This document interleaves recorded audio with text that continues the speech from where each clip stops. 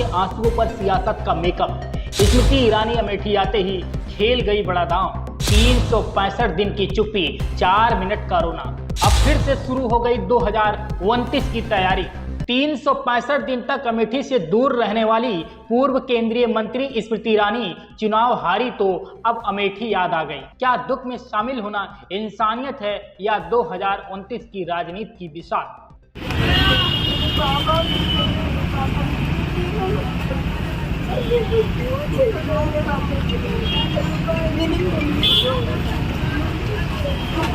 जिसने पूरे कार्यकाल में जनता से दूरी बनाई, वो अब हार के बाद आंसू पोंछने आई है। क्या यही है असली हमदर्दी? गंगा में 3 नौजवान डूबे, अमेठी रोई, लेकिन जब परिवार को गले लगाने की बारी आई तब कैमरों की भीड़ साथ थी। क्या ये संवेदना है या सियासी स्टंट? जब जिंदा थे तब कोई नहीं, जब जिंदा थे तब ना कोई मदद मिली, ना नेता आए। अब रोने का नाटक क्यों? अमेठी में कुछ लोग फूल बरसाते हैं, लेकिन कई लोग सवाल भी पूछते हैं कि जब सांसद थी तब कौन सी बड़ी योजनाएं लाई थी। इन्होंने तो सिर्फ कांग्रेस विरोध से चुनाव जीता, अमेठी के विकास का नामो निशान नहीं था। अब फिर से 2029 की तैयारी कर रहे हैं। इसी मामले पर जब विपक्ष और युवा नौजवान सच्चाई बोलना चाहते हैं तो पुलिस घर के बाहर नहीं निकलने देती। क्या ये डर है या सच्चाई छुपाने की कोशिश? मित्रों, जैसा कि आज मैं अपने घर पे था, सुबह सुबह हमारे घर पूरा फोर्स आ गया और फोर्स से पूरे घर को तब्दील कर दिया गया और हमें पता ही नहीं। मैं सभी अमेठी के भाइयों, माताओं, बहनों से हाथ जोड़ के निवेदन करना चाह रहे हैं कि क्या हमें अपने अधिकार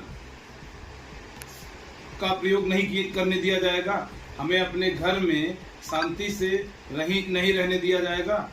हम आज प्रशासन के बीच में हैं। आप देखें, अब हम आज प्रशासन के बीच में हैं।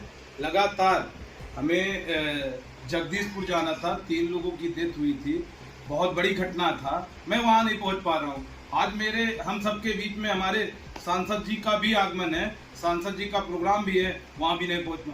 ये कौन सा मैंने अपराध किया? मैंने कौन सा ऐसा जुर्म किया जो अपने घर के बाहर नहीं निकल पा रहे? ये बहुत ही गलत है।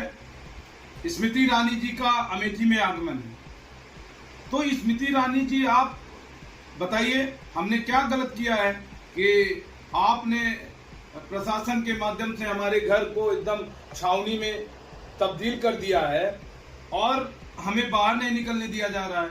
एकदम छावनी भरा हुआ माहौल है आज हमारे घर का। ये बहुत गलत है। आसपास के लोग भी बड़े सदमे हुए हैं। मैं अपने पूरे अमेठी परिवार के जनों से हाथ जोड़ के निवेदन करना चाह रहा हूं कि आप सब ऐसे अपना साथ हमारे साथ बनाए रखना। मैं आपके साथ हमेशा हर मोड़ पर संघर्ष के लिए साथ खड़ा रहूंगा। अन्याय के खिलाफ सदैव लड़ता रहूंगा। न कभी झुका हूं, न कभी झुकूंगा, हमेशा। सवाल ये नहीं कि स्मृति ईरानी आई, सवाल ये है कि 1 साल में जनता को सिर्फ एक दिन क्यों याद किया गया? क्या कैमरों के सामने बैठकर आंसू पोंछना सच्ची सेवा है या 2029 की पटकथा की पहली लाइन?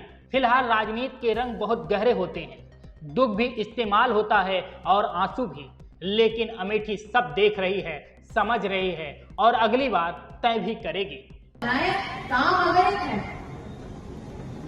लेकिन पुनः कहती हूँ, हम मजदूर हैं। हमारा काम गिनवाना नहीं, काम करना है।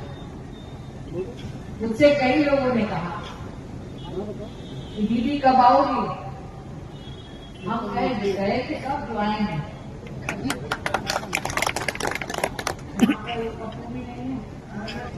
ये इधर सामने चिंता भी कम है। यहाँ पे कौन बोला अर्थी उठेगी कभी नहीं पानी होगी? चिंता मत कीजिएगा, अर्थी उठेगी तो सभी प्रकट होंगे वहाँ। लेकिन सत्य कहा कीजिए आप, क्षेत्र में 2 बार हारी, 1 बार जीती, लेकिन 11 साल हो गए। 11 सालों में जीती थी हूँ 15। जिंदाबाद स्मृति ईरानी जिंदाबाद जिंदाबाद जिंदाबाद स्मृति ईरानी जिंदाबाद जिंदाबाद जिंदाबाद। कि मेरे जीवन bureau report DK Tripathi, Saam TV digital. Subscribe करें साम टीवी, क्योंकि हम आ गए हैं अब आपके बीच, दिखाएंगे सत्ता के वादों और अपराधियों के एक एक कारनामे की हकीकत। और हाँ, अगर आपके पास भी हो कोई ऐसी खबर तो कमेंट करके हमें बताएं, क्योंकि बिना डर और दबाव के हम दिखाते हैं हर एक खबर डंके की चोट पर।